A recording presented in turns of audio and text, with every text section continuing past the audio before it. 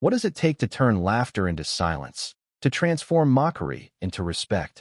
In the dusty heat of Fort Ramsey's boot camp, where sweat and grit forged soldiers, one woman arrived with nothing but a quiet resolve, and they laughed. They called her Simple Sarah, a nickname spat with sneers by recruits who saw her plain clothes, her small frame, and her soft-spoken demeanor as weakness. Sarah Miller, a farmer's daughter from a nowhere town, didn't fit their image of a soldier. Her hands were calloused from plowing fields, not from wielding weapons. Her eyes, though, held a fire no one noticed. Not yet. The first weeks were brutal.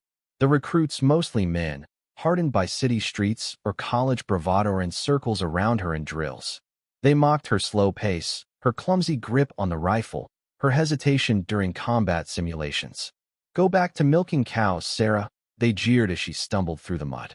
Drill Sergeant Hawkins, a grizzled veteran, watched her struggle but said nothing. Sarah didn't argue. She didn't cry. She just kept going, waking before dawn to practice, studying manuals by flashlight, and pushing her body past its limits. Every fall, every failure, fueled her. She wasn't here to prove them wrong, she was here to prove herself right. The twist came during week 6, in the dead of night. A surprise simulation, a mock ambush in the woods. The recruits were split into squads, tasked with rescuing a captured teammate. Sarah's squad, led by the cocky recruit Mason, ignored her suggestions. "Stay out of the way, Simple," he snapped. But when their plan collapsed under enemy fire, simulated but terrifying Mason froze. The squad scattered, panic setting in. It was Sarah who crept through the dark, using skills honed from years of tracking deer on her family's land. She flanked the enemy, secured the objective, and led her squad to safety. The others stared, stunned, as Hawkins nodded approvingly. For the first time, the laughter stopped. But the real surprise wasn't Sarah's skill, it was Private Elena Torres, a wiry recruit who'd been just as overlooked as Sarah.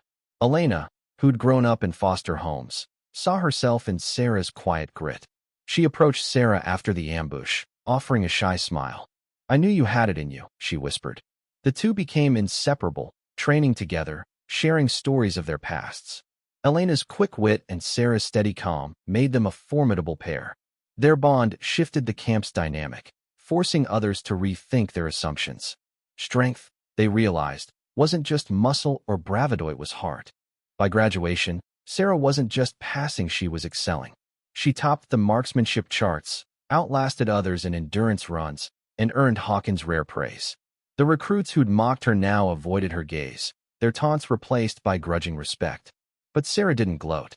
She didn't need to. She'd found her place, not by shouting, but by doing. Years later, Fort Ramsey had a new instructor, Captain Sarah Miller. Her name was whispered with awe by new recruits, her legend built on stories of the simple woman who'd outworked them all. The elite squad she trained included Mason, now humbled, and others who'd once laughed. They stood straighter under her command, their skills honed by her relentless standards. Elena, now a sergeant, served as her right hand, their friendship a quiet testament to loyalty. Sarah never forgot the laughter.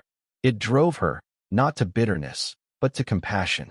She saw potential in every struggling recruit, just as Hawkins had seen it in her. "Strength isn't given," she'd tell them, her voice steady but fierce. "It's earned. So earn it." And they did, because she showed them how. In the end, Sarah's story wasn't about proving others wrong, it was about proving what's possible. A simple woman, underestimated, became a leader who reshaped those who doubted her. She taught them that true strength lies not in how loud you are, but in how far you're willing to go. Yindi.